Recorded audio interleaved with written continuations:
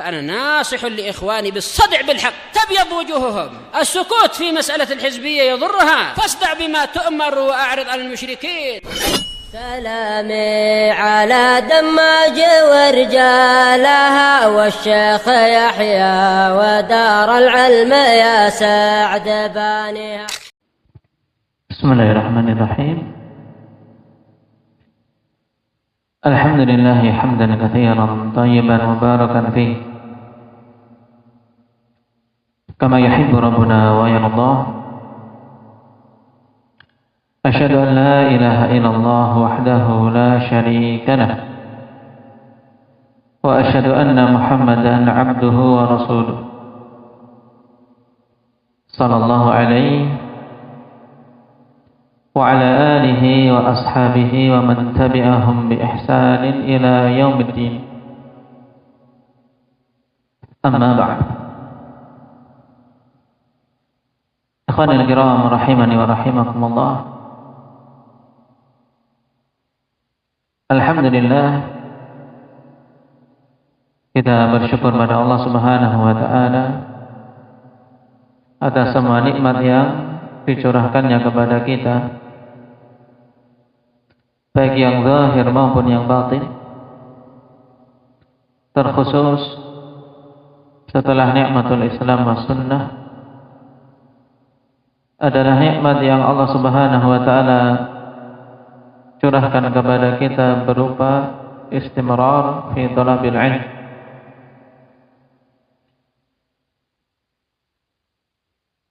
Karena perkara ini akhwani fillah, al-istimrar fi talabil ilm merupakan perkara yang hendaknya senantiasa kita ingat. Sebab nikmat tersebut sangat sedikit mereka-mereka yang Allah Subhanahu wa taala anugerahi dengannya. Terlebih lagi di zaman yang banyak para pemuda lalai atau bahkan enggan untuk mereka duduk di majelis ilmu mempelajari agama Allah Subhanahu wa taala. Sebagiannya lebih senang untuk mempelajari perkara dunia, yang lainnya lebih cenderung pada kesia-siaan, yang lainnya lebih senang untuk bekerja yang menghasilkan uang, dan seterusnya. Jadi sekian banyak perkara-perkara yang memalingkan para pemuda dari jalan ilmu. Maka tatkala Allah Subhanahu wa taala bukakan bagi kita kesempatan untuk mempelajari agamanya ini, hendaknya betul-betul kita syukuri dengan harapan semoga dengan kesyukuran tersebut Allah Subhanahu wa taala tetapkan nikmat itu senantiasa ada pada diri kita sampai akhir hayat kita. Sungguh seandainya seorang Allah muliakan untuk senantiasa dia bergelut dengan ilmu sampai akhir hayatnya, ini merupakan karamah di masa sekarang. Merupakan karamah. Nah, ketika dia hari-harinya bergelut dengan ilmu, apakah dia sebagai muta'allim yang mempelajari ilmu di majelis-majelis ilmu yang diadakan, atau dia sebagai muallim yang mengajarkan ilmu kepada orang-orang yang membutuhkan. Nah, barakallahu fikum. Dan sebagaimana telah kita jadwalkan pada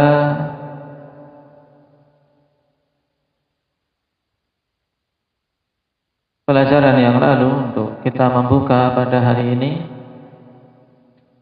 pelajaran nahwu lanjutan, yang pilihan kita jatuh pada kitab Muwassilul Thullab ila Qawaidil I'rab.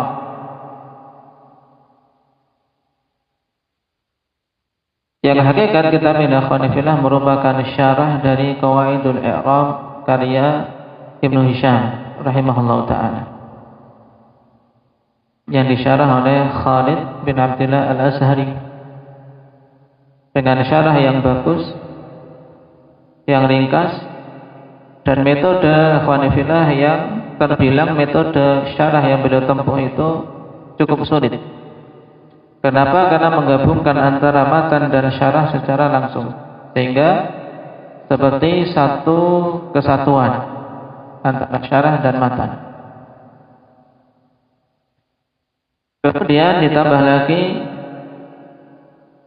yang menjadikan kita memilih kitab ini karena kitab tersebut telah ditahqiq oleh seorang syekh nahwi, yaitu Syekhuna Abu Bilal Al-Ahtarami hafizahullah ta'ala, yang dulu juga alhamdulillah Allah berikan kesempatan untuk mengambil pelajaran kitab ini dari beliau secara langsung. Nah, dan pentingnya kitab ini ikhwanifillah sebagaimana judulnya, karena berkaitan dengan kaidah-kaidah dalam i'rab yang merupakan inti pada pembahasan nahwu. Nah, inti dalam pembahasan nahwu untuk seorang mengetahui i'rab suatu kata. Nah, dengan pembahasan tentunya yang lebih dari apa yang disebutkan pada kitab-kitab sebelumnya yang telah kita pelajari, seperti Mutammimah maupun Awamil Nahwiyah. Nah, kita tidak terlalu panjang membahasnya, karena insya Allah beberapa dorongan untuk mempelajari nahwu akan kita dapati pada muqaddimah muhaqqiq, sehingga kita baca muqaddimah tersebut. Untuk perhatikan halaman yang ke-7, karena muqaddimah muhaqqiq ini yaitu dari Syekh Abu Bilal hafizahullah ta'ala terkandung beberapa faedah seputar dorongan untuk betul-betul kita menguasai ilmu nahwu. Bismillahirrahmanirrahim. Al-Muqaddimah. Alhamdulillahilladzi rafa'a qawa'idad din.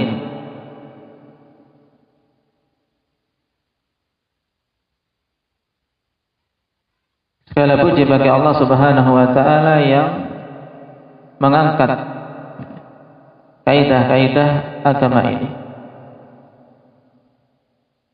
Wa syar'al a'la, dan mengangkat syariat yang paling tingginya. Wa nasaba rayatil ulumi wa a'lamal huda. Di sini juga isyarat tentang nasab dari rafa'a, rafa'. Wa nasaba rayatil ulumi wa a'lamal huda, dan memancangkan bendera-bendera keilmuan dan bendera-bendera petunjuk. Wa khafadul mu'anidina fil akhirati wal ula, dan merendahkan orang-orang yang membangkang di akhirat maupun di dunia. Ungkapannya seperti ini dalam muqaddimah akhwan diistilahkan dengan bara'atul istihlal, yaitu seorang membuat muqaddimah untuk menunjukkan kandungan apa yang dicakup pada kitab. Karena kitab kita sedang membahas tentang kaidah, maka ada ungkapan kaidah. Juga karena kitab kita ini membahas tentang i'rab, maka disebutkan adalah lafaz rafa', nasab, khafad, walaupun maknanya yang diinginkan bukan makna istilahi dalam nahwu. Wassalatu wassalamu ala man syarrafahu Allah bil 'uruji ila sidratil muntaha wa ala alihi wa sahbihi al muqtabisina min mishkati risalatihi anwaral huda. Kemudian salawat dan salam semoga tercurah kepada orang yang Allah Subhanahu wa taala muliakan untuk bisa mi'raj sampai ke Sidratul Muntaha. Itu maksudnya Nabi kita Muhammad sallallahu alaihi wasallam. Demikian pula wa ala alihi wa sahbihi, dan kepada keluarga dan para sahabat beliau al-muqtabisina min mishkati risalatihi anwarul huda, yang mereka mengambil, mengikuti dari mishkati risalah, itu dari sumber risalah beliau, cahaya petunjuk. Amma ba'du fa innal ulum asy-syar'iyyah wasail wa ghayat. Kemudian setelah mukaddimah ringkas tadi yang diistilahkan dengan apa tadi? Mukaddimah seperti ini, bara'atul istihlal. Yaitu mukaddimah yang menggunakan kata-kata yang mencakup ungkapan-ungkapan istilah pada kitab yang mau dibahas. Mengisyaratkan kitab ini mau bahas apa, ini istilahnya bara'atul istihlal. Dan itu masuk dalam pembahasan balaghah.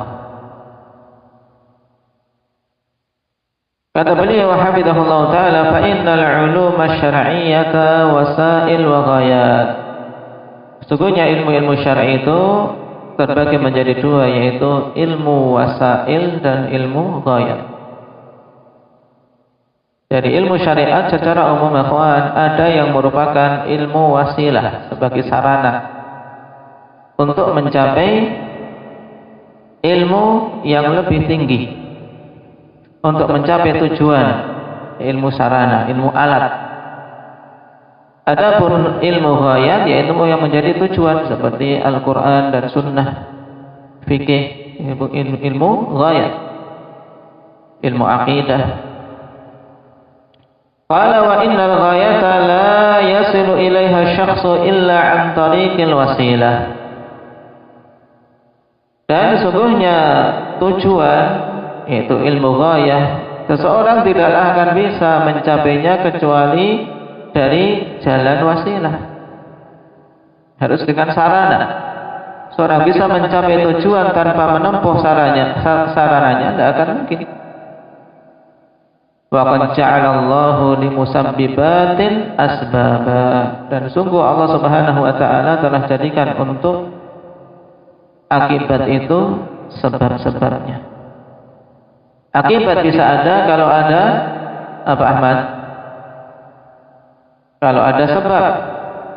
Akibat bisa terwujud kalau sebabnya juga diwujudkan. Wa inna a'zama wasailil ulumi wa anfa'aha ilmun nahwi.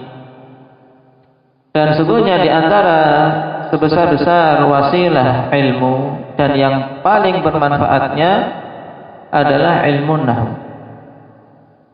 Dan ini tidak dipungkiri ya kawan, karena apa? Dia merupakan wasilah yang paling pokok. Bahkan untuk memahami ilmu wasilah yang lain, dia membutuhkan wasilah nahwu. Ilmu wasilah diantaranya ilmu usulul fiqh, itu wasilah. Ilmu wasilah yang lain ilmu mustalahil hadis. Usulul tafsir. Wasilah-wasilah itu membutuhkan wasilah apa? Nahwu. Apalagi usulul fiqh. Usulul fiqh. Seorang mau belajar usulul fiqh tidak punya bekal nahwu, tidak akan bisa memahaminya dengan baik. Kalau paham materi tidak akan bisa berkembang, karena butuh memiliki dasar ilmu nahwu. Makanya ilmu nahwu merupakan nama a'zamul wasailil ulum, yaitu ilmu wasilah yang paling agungnya dan paling bermanfaatnya. Hatta qala ba'duhum, sampai-sampai sebagian mereka mengungkapkan dalam bait syair, an-nahwu yabsutu min lisanil alkuni wal mar'u tukrimuhu idza lam yalhani fa idza aradta min al-ulumi ajallaha fa ajalluha minha muqimul alsuni. Nahwu itu membetulkan lisan-lisan yang bengkok, lisan-lisan yang tidak benar dalam pengucapan. Lisanul alkun, yaitu lisan yang padanya ujmah, Lisan yang kalau mengucapkan kalimat-kalimat Arab masih apa? Masih sulit, berat. Nah, dengan ilmu nahwu akan bisa apa? Membenarkannya. Dan seseorang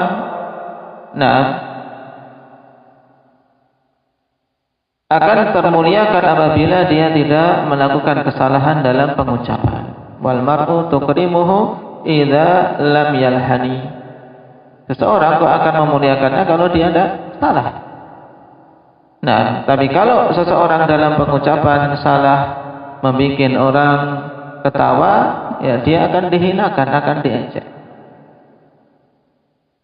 Fa idza aradta min al-'ulumi ajallaha fa ajalluha minha muqimul alsuni. Maka apabila engkau menginginkan ilmu yang paling mulianya, ilmu yang paling agungnya dari ilmu-ilmu wasilah tentunya. Karena kalau dimasukkan ke dalamnya ilmu ghayah, maka tidak ada yang lebih utama dari ma'rifatullah, ilmu tentang asma wa sifat. Maka bait ini afanifillah dibawa kepada apa? Ajallu ilmil wasail. Naam, atau wasailil ulum. Dan juga dalam kalimat setelahnya diberi ungkapan fa'ajalluha minha, dan yang paling agungnya di antaranya, min litab'id. Nah, di antaranya adalah apa? Ilmu untuk muqimul al-suni, untuk meluruskan lisan agar lisannya lurus. Nah, dalam pengucapan, dalam membaca. Qala fal-'ulumu kulluha muftaqiratun ilaih. Sebab kenapa kok sampai ilmu nahwu merupakan wasilah ilmu yang paling penting dan yang paling bermanfaat? Sebab ilmu-ilmu secara keseluruhan butuh kepadanya, dan ini tidak bisa dipungkiri ya kawan. Semua ilmu dalam ilmu din butuh kepada nahwu. Maka di antara dasar yang hendaknya disediakan, dipersiapkan oleh setiap penuntut ilmu adalah ilmu nahwu. Nah, fal ulum kulluha muftaqiratun ilaih. Semua ilmu butuh kepadanya. Fa huwa kama qila fa'sul ulum. Sebab ilmu nahwu itu sebagaimana dikatakan adalah apa? Fa'sul ulum. Apa makna fa'sul ulum? Kashfi.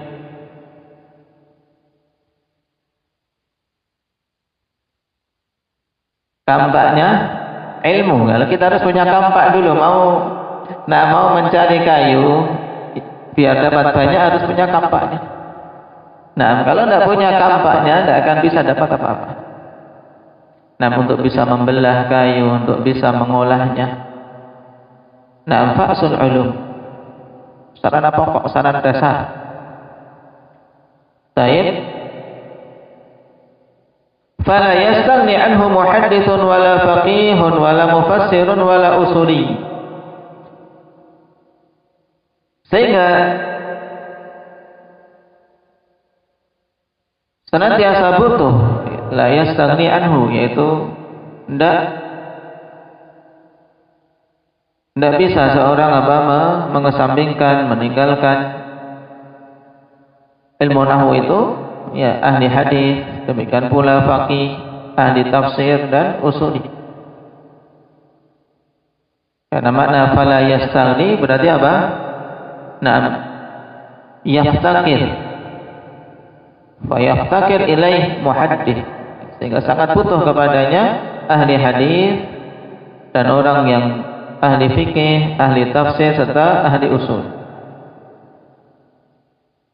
فينبغي لطالب العلم أن يولي النحو اهتماما بالغا ليتخلص من شين اللحن والتحريف ومعرتهما. Sehingga sepantasnya bagi penuntut ilmu untuk memberikan nahwu itu perhatian yang lebih, ihtimaman balighan, itu perhatian yang kuat. Nah, untuk apa? Liyatakhallasa min syainil lahan, agar dia bisa terbebaskan dari buruknya lahan, wa tahrif, Nah, demikian pula apa? Dari buruknya tahrif. Berarti ini min syainil lahni wat tahrifi wa ma'arratihima, dan juga apa? Ma'arrah itu aib, keburukan-keburukannya.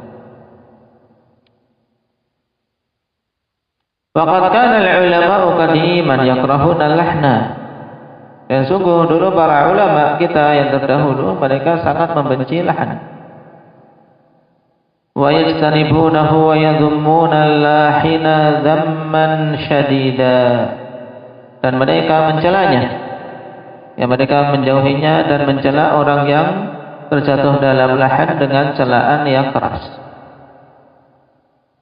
Qala Abul Hasan Ahmad ibn Faris rahimahullahu ta'ala dalam kitab beliau As-Sahibi fi Fiqhil Lughah, faqad kana an-nasu qadiman yajtanibuna al-lahna ijtinabahum ba'da adh-dhunub. Adalah dulu manusia ya di masa lampau mereka menjauhi lahan, menjauhi kesalahan dalam berucap seperti mereka menjauhi sebagian dosa-dosa fatal. Apalagi seorang ulama, seorang alim kemudian terjatuh dalam lahan, mereka sangat apa? Sangat hati-hati dan sampai terjatuh dalam lahan. Taib. Wa amma al-ana faqad tajawwazu hatta innal muhadditha yuhaddithu fayalhan. Adapun sekarang ya, perkaranya mereka apa? Sangat bermudah-mudahan. Sampai-sampai seorang ahli hadis menyampaikan hadis kemudian lahan dalam penyampaian hadisnya. Wal faqiha yu'allifu fayalhan. Dan seorang ahli fikih dia mengarang tapi terjatuh dalam lahan. Fa idza nubbiha qala ma nadri mal i'rab wa inna ma nahnu muhadditsun wa fuqaha. Kemudian apabila keduanya diberi tanbih, yaitu ahli hadis maupun ahli fikih tadi diberi tanbih kamu salah dalam nahwunya, maka mereka berdua mengatakan kami tidak tahu apa i'rabnya. Hanyalah kami ini ahli hadis dan ahli fikih, bukan ahli lughah. Nah, tentunya ini merupakan aib. Fahuma yusirrani bima yusa'u bihil labib. Di sini titik ikhwan wa fuqaha antum beri komah sehingga apa? Tidak membingungkan. Wa inna ma nahnu muhadditsun fuqaha. Di situ titik. Fahuma yusirrani bima yusa'u bihil labib. Sehingga kedua golongan ini yang mengatakan demikian, mereka telah membisikkan perkara yang menjadikan orang-orang cerdas itu merasa buruk, yaitu merasa tidak benar, merasa tidak senang dengan sesuatu yang sebenarnya harusnya ditutup dari kalangan ahli hadis dan ahli fikih. Nah, karena mereka ini ulama, tapi kok malah kemudian alasannya mana terimal i'rab, kami tidak tahu apa i'rabnya. Sehingga, secara tidak langsung mereka telah membuka aib sendiri. Dan tentunya para labib, orang-orang yang cerdas merasa apa? Merasa prihatin. Nah, ini maksud fahuma yusirrani bima yusa'u bihil labib. وروى الخطيب في الجامع عن شعبة أنه قال إن مثل المحدث الذي لا يبصر العربية كمثل رجل عليه برنس وليس له رأس. Al-Khatib Al-Baghdadi rahimahullah ta'ala dalam jami' beliau meriwayatkan dari Syu'bah Amirul Mukminin fil hadis. Syu'bah Ibnu Man? Zakaria Ibnul Hajjaj. Siapa kunyahnya? Abul Bistam. Dikenali dengan Amirul Mukminin fil hadis. Beliau mengatakan, Sesungguhnya permisalan ahli hadis yang tidak mengetahui ilmu Arabiyah seperti seorang laki-laki yang padanya burnus. Burnus itu apa? Burnus itu apa, Ismail? Jubah yang ada tudung kepalanya. Yang ada tudung kepalanya, jubah ada tudung kepalanya apa? Siapa yang punya? Kadang-kadang kelihatan santri pakai itu. Jubah ada tudung kepalanya. Nah, itu namanya burnus. Nah, bagus. Nah, apalagi yang terbuat dari bahan-bahan yang mahal. Dulu kami di tempat yang sering pakai itu orang-orang Maghribi. Tapi bahannya Masya Allah. Nah, tipis tapi kalau musim dingin tidak tembus. Nah, kayak dari waber. Waber itu dari bulu unta, kawan. Ini tahan sekali untuk dingin. Nah, tahan sekali dingin. Dan tidak terlalu tebal. Nah, burnus. Nah, jubah yang ada tudung kepalanya. Cuman perhatikan permisalan ahli hadis yang tidak mengetahui ilmu Arabiyah seperti seorang laki-laki yang padanya burnus walaysa lahu ra's, tapi tidak punya kepala. Nah, jadi tidak sempurna. Intinya punya kepala, ya kan? Ada burnusnya, nggak ada kepalanya, apa faedahnya? Nah, ini maksudnya. Memang bagus. Nah, tapi kalau tidak ada kepalanya, tidak ada faedahnya. Faqala Hammad bin Salamah rahimahullah, innahu kamathalil himari alaihi mikhlatun la sya'ira fiha. Permisalan ahli hadis yang tidak mengetahui ilmu Arabiyah seperti apa? Seperti himar yang di atasnya keranjang tapi tidak ada isinya. Nah, la sya'ira fiha, tidak ada syair, tidak ada gandum. Mikhlah itu kan keranjang untuk mewadahi gandum. Nah, diletakkan di atas himar. Nah, himar ini cuma bawa keranjangnya saja yang bagus, tapi tidak ada isinya.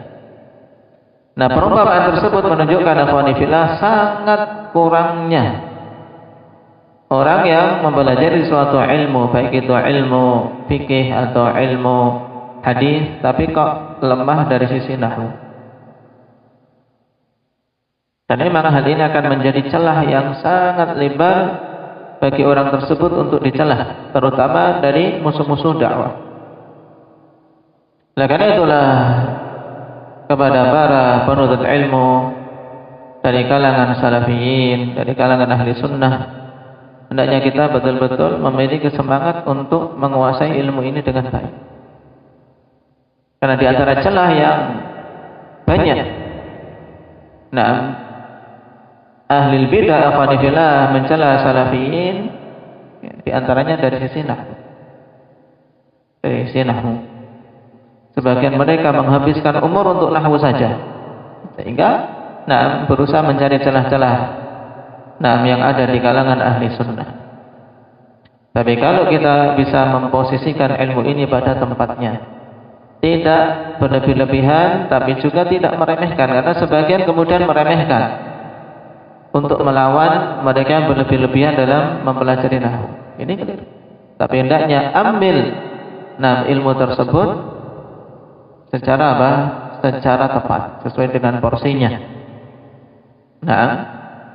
Dan porsi yang paling utama adalah bahwa seorang mengambil itu sampai apa? Dia bisa takhallus dari apa? Dari syainil lahan, dari buruknya lahan. Qala wa qad nazama qawla Hammad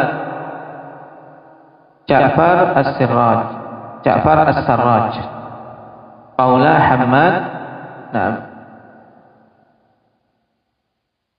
Ja'faru as-Sarraj. Ya, telah membuat nazim dari apa? Dari perkataan Hammad bin Salamah tadi, siapa? Ja'far as-Sarraj. Berarti Ja'far as-Sarraj, Ja'far irabnya sebagai apa? Indah Iqbal. Waqad nazama qawla Hammad Ja'faru as-Sarraj. sebagai fa'il dari nazama. Ia telah membuat nazam, membuat bait syair dari perkataan Hammad tadi yang memisalkan ahli hadis tapi tidak paham Arabiyah seperti himar yang membawa keranjang tidak ada isi. Faqala mathalul talibil hadithi wala yuhsinu nahwan wala lahu alatu kahimarin qad uliqat laysa fiha min sya'irin bi ra'sihi mikhlatu. Ya, maknanya sama. Permisalan penuntut ilmu hadis tapi tidak bagus ilmu nahwunya dan tidak memiliki alat seperti seekor keledai yang telah diikatkan di atas punggungnya mikhlat, yaitu apa? Keranjang. Laisa fiha min sya'irin na'am bi ra'si. Tidak ada padanya na'am syair sedikit pun. Na'am diikat di kepalanya, na'am diikat di kepalanya, na'am keranjang tapi kosong. Berarti na'am uliqat bi ra'si, ya. Bukan di punggung tapi bi ra'si di sini, diikatkan di kepala. Kan gimana? Khimar bawa keranjang pakai kepala, berarti bawa keranjang di punggung. Ya. Baik.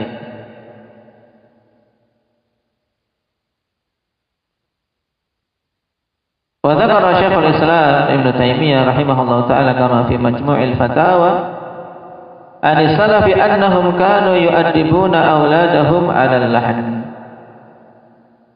Dan Syekhul Islam Ibnu Taimiyah menyebutkan bagaimana dalam Majmu' Fatawa beliau dari para salaf bahwasanya dulu mereka yu'addibun, maksudnya di sini menghukum, memberikan ta'dib, menghukum anak-anak mereka dikarenakan terjatuh dalam lahan. Kalau ngomongnya lahan yang harusnya di dhammah dia fathah atau dia kasrah, maka diberi apa?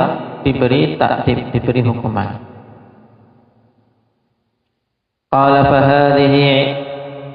fahadhihi hiya inayatus salafi bil lughati wa nahnu ma'muruna bi iktifai atharihim wal ihtida'i bi manarihim. Maka inilah perhatian para salaf terhadap bahasa, dan kita diperintahkan untuk mengikuti jejak-jejak mereka dan mengambil petunjuk dari arahan-arahan mereka, yaitu dari petunjuk-petunjuk yang mereka bawakan.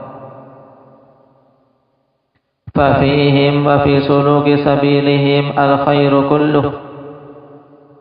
Sebab pada mereka, yaitu pada para salaf, dan pada mengikuti jalan para salaf itu semua kebaikan.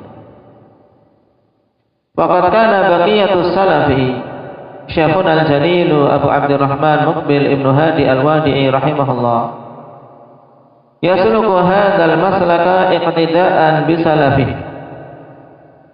Dan adalah dulu baqiyatus salaf, yaitu ulama yang tersisa yang mengikuti manhaj salaf. Syekh kami Al-Jalil Abu Abdurrahman Muqbil bin Hadi Al-Wadi'i rahimahullah, beliau menempuh jalan ini untuk mengikuti salaf beliau yang terdahulu. Dan memang kalau kita perhatikan rekaman-rekaman hafal Syekh Muqbil rahimahullah taala, menunjukkan ihtimam beliau terhadap nahwu. Sering terkadang tiba-tiba melontarkan pertanyaan nahwu. Fakana rahimahullah ta'ala yahutsu tullabahu katsiran ala ta'allumil lughatil arabiyyah. Dan adalah dulu beliau rahimahullah sangat mendorong para penuntut ilmu untuk mempelajari bahasa Arab. Untuk mempelajari bahasa Arab. Wa kana yukhallilu durusahu bisu'ali 'an asy-syawahidin nahwiyyah wal i'rab. Dan adalah dulu beliau menyela-nyelai pelajaran-pelajaran beliau dengan pertanyaan tentang syawahid nahwiyah, yaitu tentang apa? Penguat-penguat kaidah nahwu. Kalau dalam pelajaran fikih, dalam pelajaran akidah, yang menjadi dalil bagi kita adalah Al-Qur'an dan Sunnah. Ketika mendapati hukum, apa dalil bahwasanya hukum asal air itu adalah suci misalnya? Atau apa dalil tentang rukniyah dari Al-Fatihah, bahwasanya Al-Fatihah itu rukun salat, apa dalilnya? Kita membutuhkan dalil Al-Quran dan Sunnah. Tapi untuk pembahasan bahasa, untuk apa? Untuk bahasa Arab, baik itu nahwu, sharaf dan yang lainnya, yang menjadi apa? Menjadi dalil adalah apa? Disilahkan dengan syawahid ini, yang berupa syair-syair Arab, berupa syair-syair Arab terdahulu. Nah, terkadang ketika didapati syawahid dari Al-Quran, maka itu dikedepankan. Nah, makanya setelah kita beranjak ikhwan dari mutammimah untuk naik ke berikutnya, nah mulai seseorang pada beberapa kaidah ketika mendapati syawahid nahwiyah berupa bait syair untuk ditambahkan dalam deretan hafalan kita.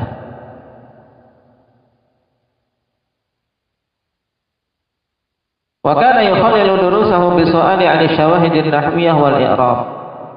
Ya, beliau menyela-nyelai pelajaran beliau menanyakan tentang syawahid nahwu, yaitu dasar dalil-dalil dalam pembahasan nahwu dan juga dalam i'rab.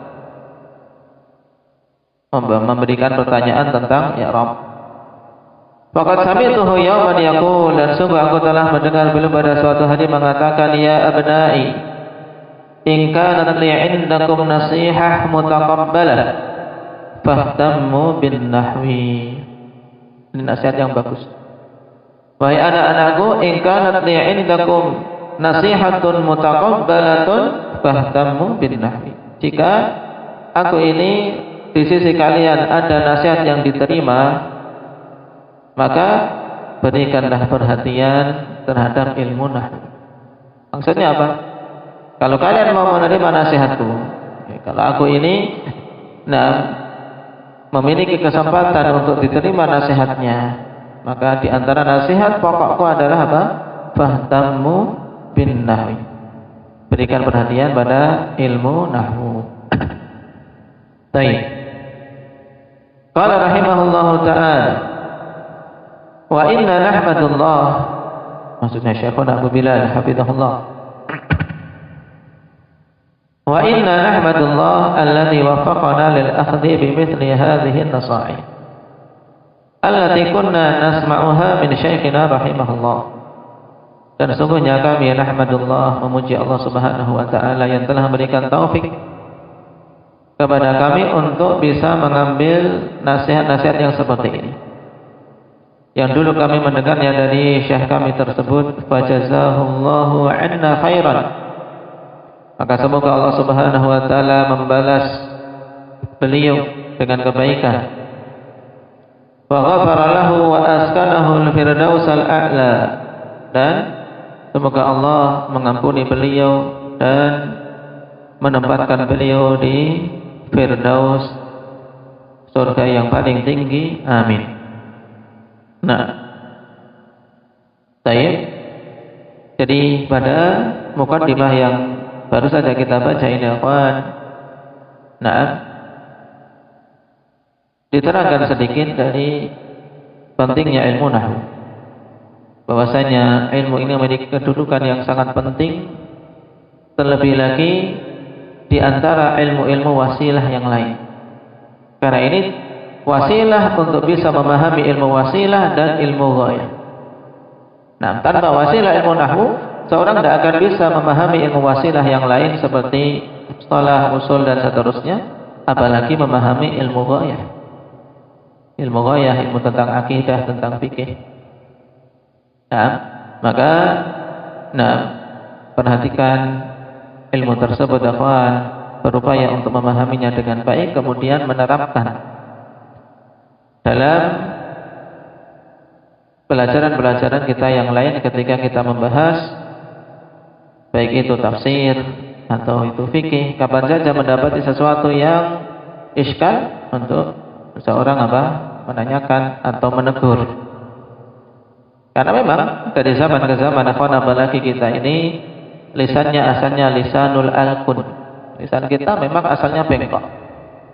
Karena ujmah itu tidak bisa dipungkiri ya kawan. Ujmah itu butuh usaha keras untuk bisa keluar darinya. Tetap saja kelihatan ini orang ajam. Subhanallah. Allah Subhanahu wa taala telah membagi-bagi kemampuan lisan. Dan sangat jauh bedanya, kawan. Kalau antum bedakan, bisa perhatikan mereka yang punya darah Arab, bahasa Arabnya pun lancar. Walaupun belajar sebentar, tapi ketika telah mempelajari dasar-dasar, kemudian apalagi dia hidup di tengah orang-orang Arab, dia akan sangat cepat bisa berbicara seperti mereka. Adapun kita yang memang darahnya tidak ada Arabnya belas, ya murni orang ajam. Ini harus betul-betul bersungguh-sungguh berupaya sekuat tenaga untuk keluar dari ujmah.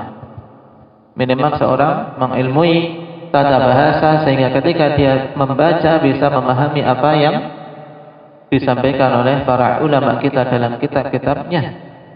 Demikian pula memahami Al-Quran dan Sunnah. Itu intinya kita belajar nahwu untuk bisa mencapai ke sana. Dengan nahwu seorang bisa berkembang biidznillah, bisa berkembang. Kapan saja dia mungkin harus pulang ke rumah, harus terjun ke masyarakat, harus berumah tangga. Kalau setelah memiliki ilmu nahwu, bisa menguasai ikhwan, bisa membaca kitab, dan sudah pede, dalam artian sudah punya perasaan, ini pemahamannya demikian. Karena ada tahapan seorang belajar nahwu, tahapan berikutnya dia mulai belajar baca, tapi masih ada keraguan, seperti ini tidak sih yang dipahami, sehingga dia butuh menyetorkan bacaannya atau menanyakan pemahamannya benar atau tidak tentang apa yang dibacanya. Dan dengan seperti itu nanti akan mencapai tingkatan dia baca dengan dengan yakin, maknanya demikian. Baik. Barakallahu fiikum. Ini sebagai muqaddimah, insyaallah kita lanjutkan pada pertemuan yang akan datang. Nasallallahu azza wa jalla at-taufiq lima yuhibbuhu wa yardahu. Walhamdulillahirabbil alamin.